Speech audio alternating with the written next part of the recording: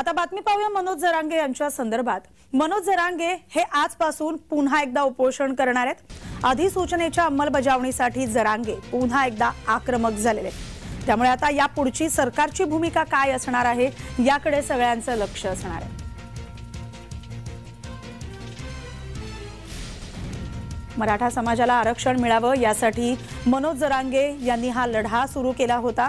त्यानंतर मनोज जरांगेंच्या मागण्या सरकारकडून पूर्ण करण्यात आल्या आणि तशा प्रकारचा अधिसूचना मसुदाही जरांगेंना देण्यात आला।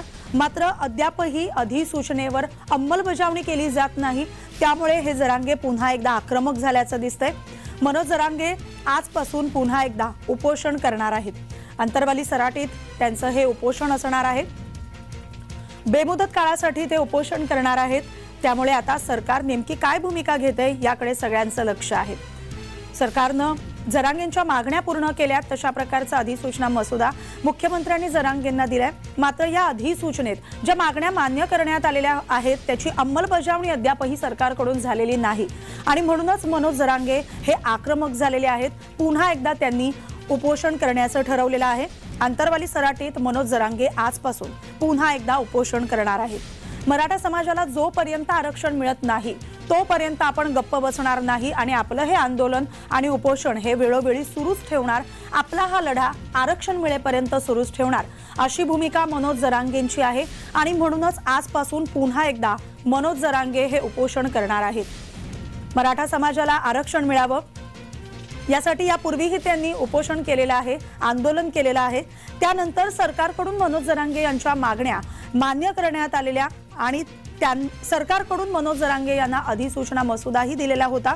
मात्र अधिसूचनेत अंमलबजावणी झालेली नसल्यामुळे मनोज जरांगे हे आक्रमक झालेले दिसतात। आजपासून अंतरवाली सराटीत ते पुन्हा एकदा उपोषण करणार आहेत। त्यामुळे आता पुढची सरकारची भूमिका काय असणार आहे याकडेच सरकारचं मनोज जरांगेंचं आणि सगळ्यांचं लक्ष असणार आहे। कारण हा उपोषण बेमुदत काळासाठी असणार आहे। सरकार याकडे कशा प्रकारे बघते आणि पुढची भूमिका आपली काय घेते हे पाहणं महत्त्वाचं आहे।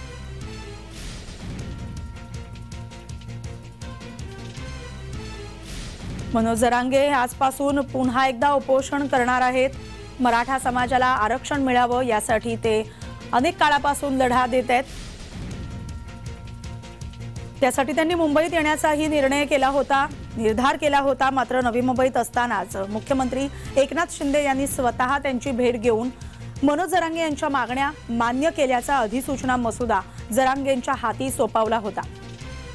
आमचे प्रतिनिधी विजय चिडे आपल्या सोबत दूरध्वनीवरून जोडले गेले आहेत। विजय, मनोज जरांगे हे पुन्हा एकदा उपोषणाला बसणार आहेत। त्यांचा हा लढा कसा असणार आहे? कारण यापूर्वीही त्यांनी अनेकदा उपोषण केलेत, मात्र आता सरकारकडून त्यांच्या मागण्या मान्य झाल्यात, मात्र अधिसूचनेची अंमलबजावणी झालेली नाही, म्हणून ते उपोषण करतायत।